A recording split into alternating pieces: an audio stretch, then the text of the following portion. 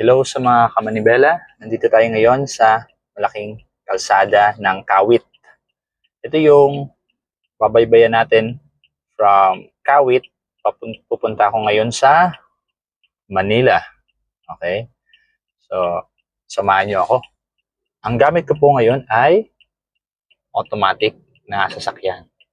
Okay? Alam natin, ang automatic may dalawang pedal lang. Ang brake pedal at ang accelerator pedal. So, ginagamit lang po natin ang kanang paa sa pag-apak nito. So, make sure tuwid ang paa nyo sa brake at kapag aapak kayo ng accelerator, dapat nakasandal lang yung heel nyo sa baba, no? Nakasandal sa ground at saka nyo apakan yung accelerator kung mag-shift or mag-switch kayo ng apak. Okay? So, sa brake pedal po, tuwid. Pag aapak tayo sa accelerator, nakasandal lang yung heel part ng paa nyo. Tapos nakaslant yung paa nyo sa accelerator. Okay? So, bakit ganun yung posisyon ng ating paa? Kasi po, ang explanation po dyan, yung paa natin, kailangan kayang i-press yung brake ng todo. Okay? So, kaya kailangan naka-tuwid yung paa nyo sa brake. Tandaan nyo po yan, ano? Importante po yan for driving safe yung ating mga kamanibela dyan. Okay? Simulan ko na po. Naka-handbrake ako ngayon. Naka-hazard ako kasi nakatabi ako dito. At naka-park or yung parking lever natin. So, gagawin natin, ilalagay muna natin itong gear natin, yung shift lever natin sa neutral. Okay? Habang nakaapak yung ating paa sa brake. Ngayon, i-disengage natin yung handbrake. Saka natin i-change to drive.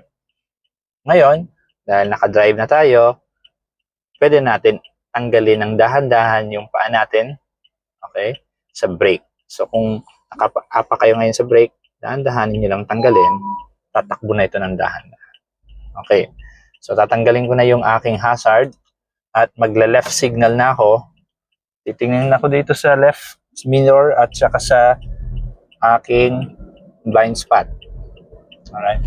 Yung blind spot area natin ay nandun po sa likod ng passenger seat window. Okay, so tandaan nyo, kapag nag-check kayo, bukod dito sa side mirror nyo, titingnan nyo rin yung mirror or yung window ng nasa passenger seat sa likod.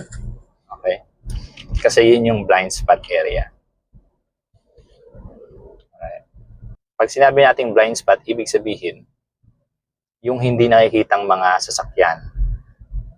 Ngayon, itong mga sasakyan na nasa tabi ko ngayon, kung malapitan, nandito, sa tabi lang sa second lane lang, or nandito sa inner lane, makikita agad natin yan kung nandun sa likuran. Pero pag tumapat na siya dito, kapag maliliit na sasakyan gaya ng mga Wigo, hindi na yan nakikita sa side mirror. Okay? So, ang tendency, baka pag kumaliwa ako dyan, tatamaan yung sasakyan na maliit or yung mga motorsiklo. So, kaya kailangan, tinitingnan natin yung blind spot dito sa may likuran ng driver. Yun yung passenger seat window. Doon kayo titingin. No? Okay. So, may gustong magtabi. So, nag-left signal ako. Okay. So, diretso lang. Okay, so ito intersection to. Ayan. So yung makikita nyo yung mga motor, nandun malapit na sa yellow box. Dapat medyo atras sila pero ang tendency nangyayari, sobrang lapit nila sa yellow. Kailangan kapag may mga intersection at may mga yellow box, dapat lalayo kayo. 2 meters away pa nga dapat or 1 meter. Dapat malayo talaga kayo sa box na yan. Pero pag ganun nakita nyo na malalapit yung sasakyan sa mismong almost nandun na sila sa linya eh. So, kailangan, bibigyan nyo rin yung space yan. Kasi, siyempre, nandun na sila, kayo na lang mag-a-adjust yan. Okay, so, ngayon tinatahak natin itong kalsada papuntang Cavitex Toll. Okay, so, magle-left signal na ako 30 meters away from yung kaliwaan. Left signal na tayo. Okay. Yan. So, tatandaan nyo lang po ang paghawak ng manibela ay pwede pong nasa 9 and 3. Ito po, nahawak na to, no? So, pag slight lang ang curve, ganun lang. Ganun lang yung pihit. Okay. Ayan. Pihit is light. Ayan. So, pag malapit na tayo sa mismong toll, brake na lang, alalay na lang tayo sa brake. Hindi na natin kailangan mag-accelerate. So, ito. Okay. So, by the way guys, make sure na enough yung load nyo sa mga toll na ganito para hindi makabala sa ibang sasakyan. Okay. Ayan. So, andito tayo ngayon sa Cavite Expressway or Cavitex, tawagin. Ayan. So, maliwalas ang panahon, maganda magbiyahe. Ito yung mga tipong maaalala mo yung mga kabataan na tipong pasahero pa lang, no? Pasahero ka lang dati, tapos ngayon ikaw na ang kailangan mag-drive dahil siyempre for convenience.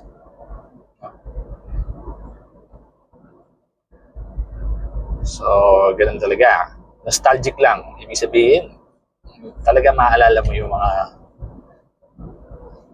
kapanahunan, kabataan, kung tawagin. Okay, change signal, check, shoulder check sa blind spot. Alright.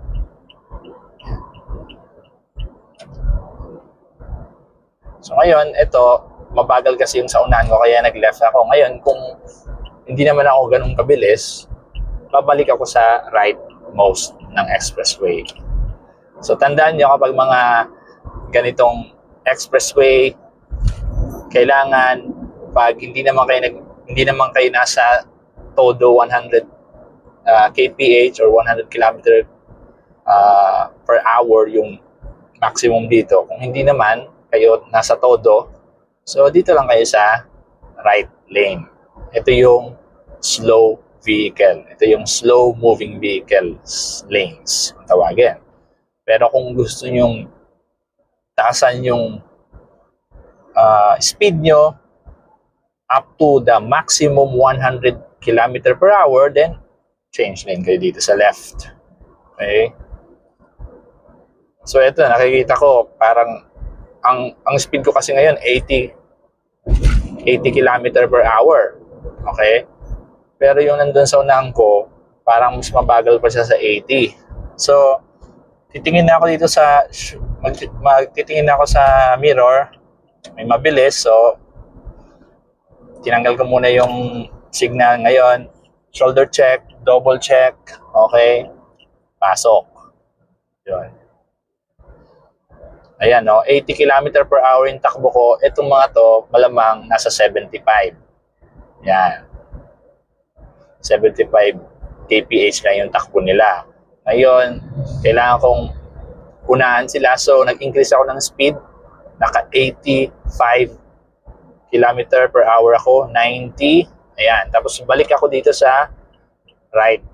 Tingin ulit. Okay. And then, yan. So, kapag nandito ka na, pwede mo na uli i-maintain yung 80 km per hour. Okay? Kung hindi naman kayo nagmamadali. So, tandaan nyo, kapag wala kayo sa maximum speed, alright? make sure nandito lang kayo sa right side. Tatahakin nyo lang yung right side lane para hindi kayo makaabala sa mga gustong mabilis na takbo, no?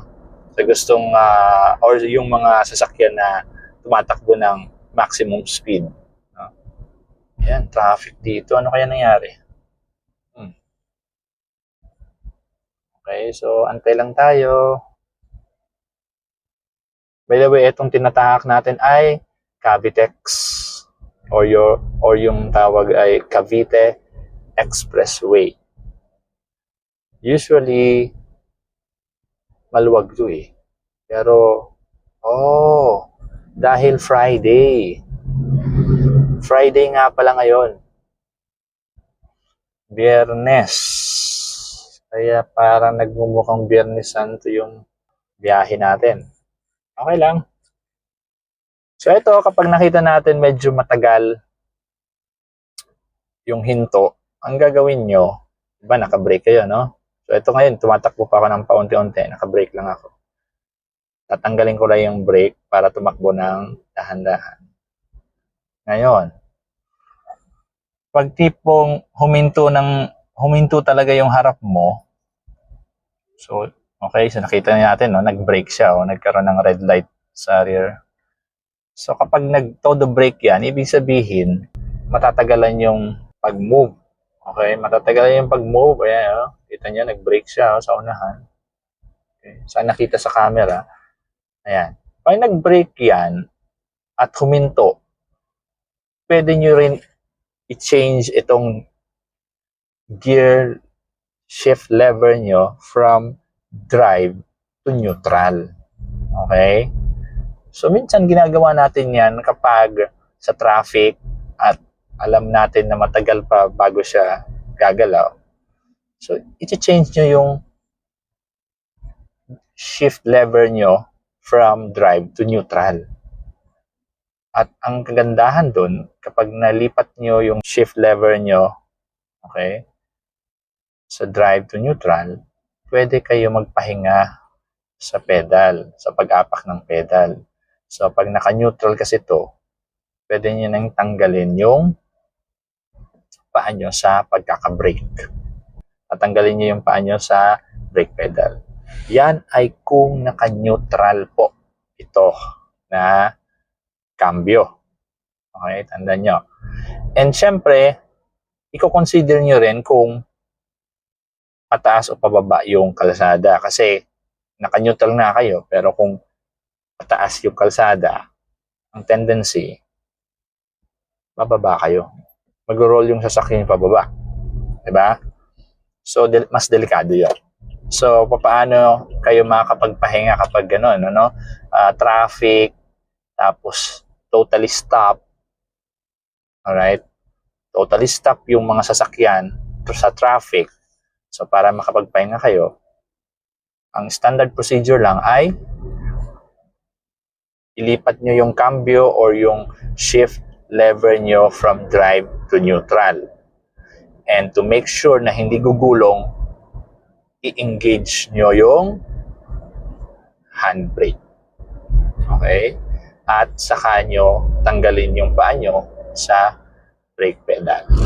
So, ganun lang po kasimple para makapagpahinga ka yung paa nyo sa traffic na situation.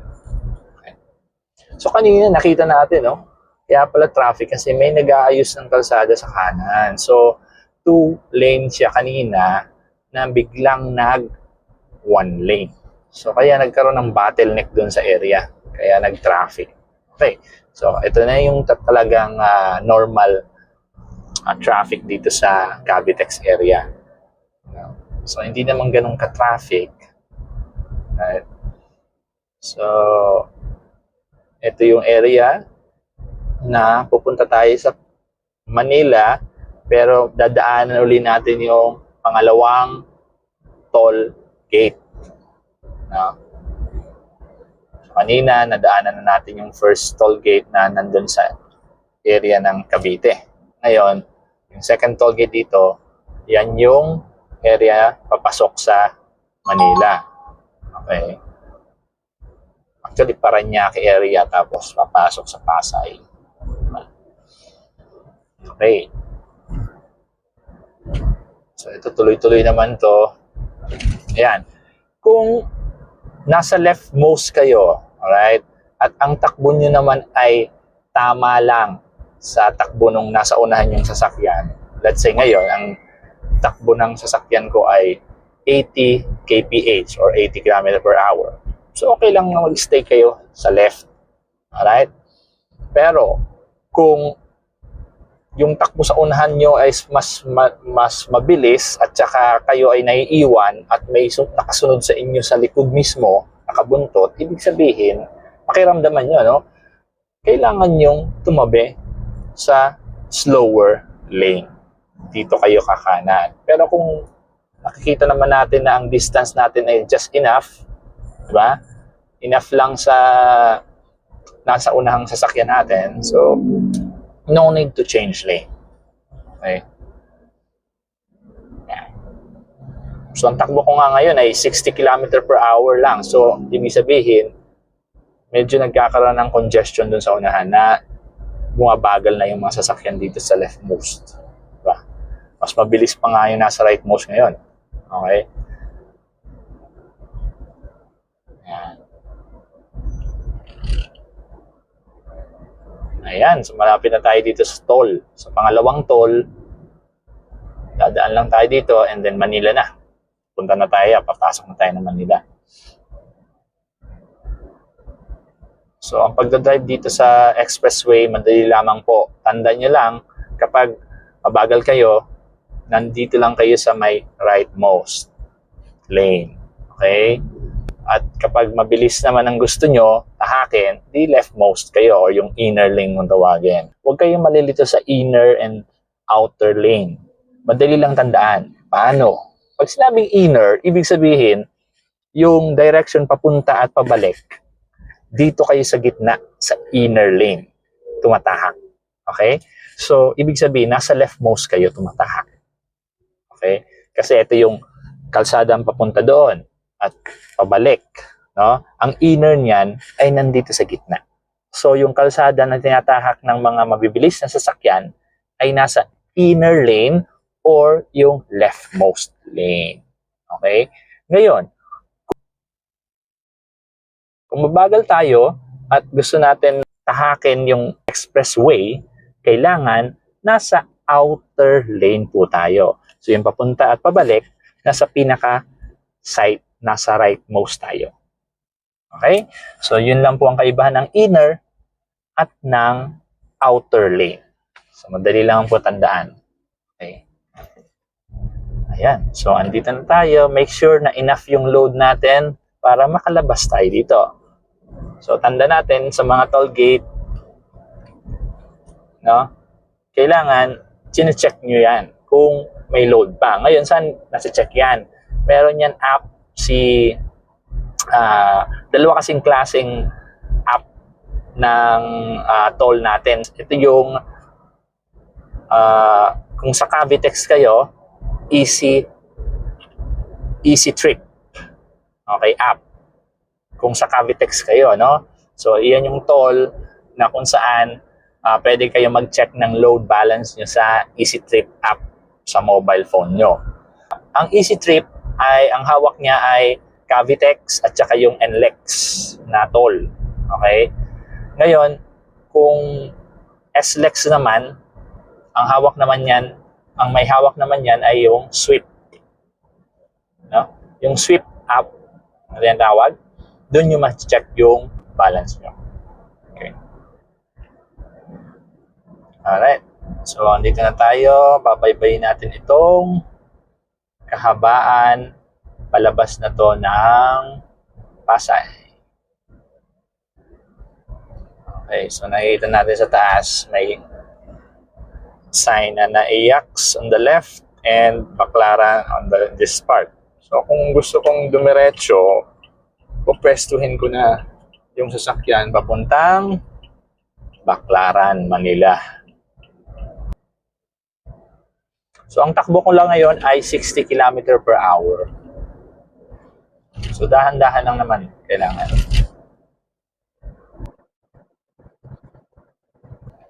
Okay, so yung apa ko ngayon ay accelerator lang kasi meron naman tayong space, no? Enough space. Pero pag lumalapit na kayo sa unahan yung sasakyan, ibig sabihin, mas mabilis kayo sa speed niya. So, ang gagawin nyo, pwede kayong mag-change lane. Pero itong left side ko kasi na to, itong innermost lane natin na ito, ay papuntang Naiyacs. At hindi naman ako pupunta ng Naiyak. No? So, dito lang ako sa lane na to. So, kung halimbawa, nakikita nyo na yung sasakyan medyo malapit na, bibitawan nyo na yung accelerator ng dahan-dahan para yung speed nyo mag-reduce at matapatan yung speed niya. No? Okay. So, hindi lang po tayo puro accelerate. So, nasa inyo po yung control nasa atin yung control kung kailan tayo gusto magmabilis, kung kailan hindi. Ayan, so ito mabilis to. So, nag-brake na lang ako para mapagbigyan siya. Pero actually, yung ginawa niya ay medyo alanganin na. Kasi akong nauna sa right path ko na to. Pero kung nagmabilis pa ako, baka naipit siya. Kasi ito siya, merging siya sa left. So, syempre, kailangan maging mapagbigay. Nauna ako at nakita ko merging siya left. Ang ginawa ko na lang, nag-reduce na lang ako ng speed para makapasok siya. Okay, so defensive driving tayo kasi sabihin natin nasa right path tayo, mabilis yung tinatahak natin, di ba? Ngayon, ito, gusto niya pang unahan ako, alanganin.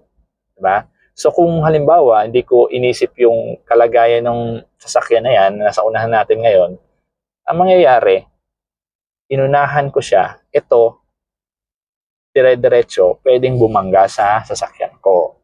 So, ang kailangan po sa pagmamaneho, kailangan alerto tayo sa mga nangyayari sa mga gilid natin. Hindi lang yung nasa harap lang natin. Tinitingnan natin yung enough distance natin. Ano? Hindi lang po yun. Ang kailangan, alerto tayo at maging considerate sa ibang mga driver, sa ibang mga nagmamaneho. No? Kung yan ang kanilang desisyon, gusto nilang maging mabilis at gusto nilang unahan ka kahit na nasa tamang lugar ka, then kailangan mo lang magbigay. Kailangan niya magbigay.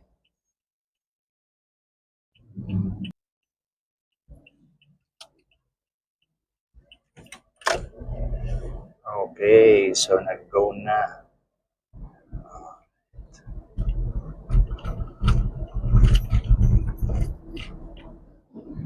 Ayan.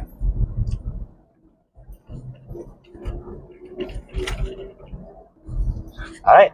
So, andito na ngayon tayo. Papunta na to ng Baclaran. Ayan. So, itong left lane na to, diretsohan naman to, which is okay. Tapos, didiretsohin lang natin ito at aakyat tayo sa overpass ng EDSA. No? So, ang takbo nga pala dapat natin dito ay 60 km per hour na. Okay? Ayan, nakikita naman dito sa speed limit dito sa may side na to. Makikita nyo naman yan, nasa right side, sa outer lane area. May mga poste dyan. May nakalagay dyan, 60 max and then 50 for bus. No? Yung 50 max speed for bus. Okay, so brake lang. Brake lang ang gamit. Ayan. Ito, pag brake, dahan-dahan, tinatanggal sa brake pedal. Ayan. Pag nakahinto, neutral, handbrake, tapos tanggal yung paa sa brake pedal. So, brake uli, disengage, and then drive. So, ganun lang po kasimple kung tatakbo ka na uli from stop to moving.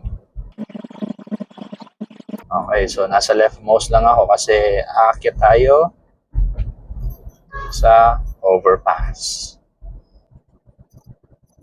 Pero kung halimbawa tatahakin niyo yung EDSA, kailangan pupwesto na kayo dito sa middle or yung rightmost dito. 1, 2, 3, 4 nga pala. 4 lanes nga pala to. So, yung outer lane na dalawang outer lane, pwede nyo tahakin yun kung lalabas kayo ng EDSA, kakanan kayo dyan sa may heritage. Ito na, paklara na to. Okay, so yung mga bus na yan, bibigyan mo ng space ng malawak yan dito sa kanan para iwas sabit. Yan, malaki din yan, no? Yung dilaw na to sa kanan ko. So, kailangan mo mag-adjust. Kahit nasabihin nating nandito ka sa gitnang-gitna, huwag kayo mag-stay lang sa gitna po, no? Kung halimbawa nakita niyo yung bus sa kanan niyo mas malapit na sa side niyo, kayo na mismo mag-adjust. Pero syempre, yung adjust nyo, hindi naman ganung sobrang kalapit naman sa pinaka-island area, itong nasa left. No? But at least, di ba, mas malaki yung space nyo sa kanan kumpara sa kaliwa kapag may mga bus na katabi kayo. Okay. So, eto, yung yellow lane dito, yung yellow line na to, ibig sabihin lang, huwag ka nang change ng lane. Pero ang difference dito sa EDSA area, pag nakita kayong yellow line sa EDSA, no? Hindi naman kasi to EDSA, pero pag napunta kayo sa EDSA, ibig sabihin po nun, bus lane po yon. Pero kung ito naman ay hindi naman na EDSA, so ang ibig lang sabihin ng yellow line na yan is bawal ka na mag-change lane. So ito ngayon, wala na tayong yellow line. Pwede na kayo mag-change lane dito. So ito, mag-change lane na ako. So make sure lang, double check ka sa side mirror at the same time tingin kayo sa blind spot. Bago mag-pandemic, binabaybay ko din to, no? Nagko-commute lang ako dito kasi alam mo na, pag nagtatrabaho tayo na kailangan mag-commute, mas nakakamura kasi, no? Kasi unang-una, sabihin man natin na convenient magdala ng sakyan, pero kung alam naman natin na in the morning, sobrang traffic, no? So, might as well mag-commute. Pero, may ginawa rin akong strategy kapag gusto nyo mag-commute to work, ang ginagawa is mas early. Like 5 a.m. Travel na kayo kung galing pa kayo sa south. Okay. Travel na kayo ng 5 a.m. para makarating ngayon ng 6 or 6:30 dito sa area ng Makati or Ortigas man kayo. Nag-work. So ito is stay to the lane lang tayo. At dapat may enough space tayo sa unahan natin. Ayan, makikita na natin na change lane na yung mga sakyan, no? So, it's either may iniiwasan sa unahan, ano? Kasi bakit sila lahat ay nag-change lane papunta dito sa second lane.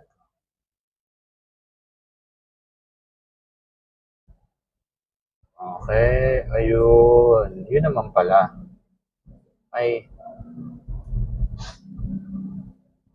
merong smoke belching check.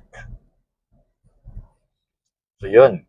Isa sa mga check nila kapag sobrang dumi yung binubuga ng tambucho, yan, minuhuli nila. Just good naman. Kasi 'di ba, alam natin na may Clean Air Act tayo. Yung Clean Air Act natin, no, is kailangan malinis yung binubuga ng sasakyan nyo. Ngayon, kailan yan sine-check? Sine-check po yan kapag magre-renew kayo ng motor vehicle license. Yung mga sasakyan natin, yearly po yan nire-renew.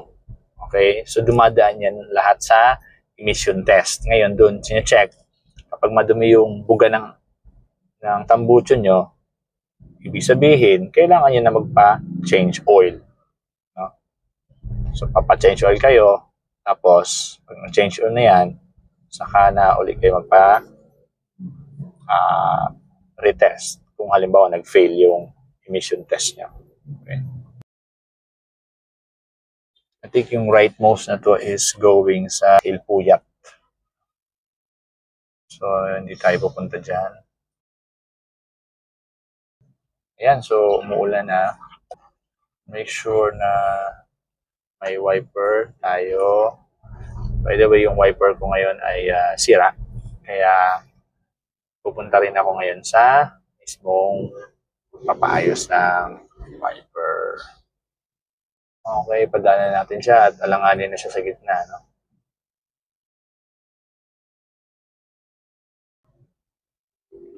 Okay, so kapag medyo maulan, make sure na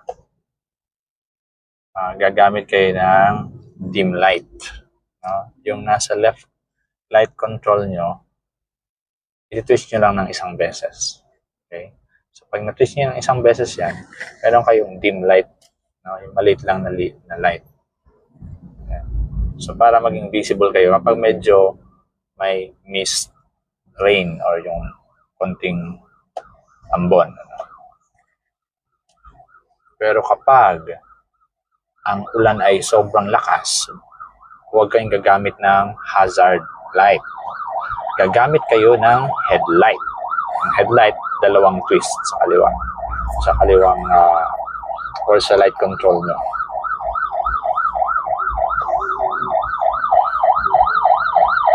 May ambulance. So, tatabi natin para paunahin.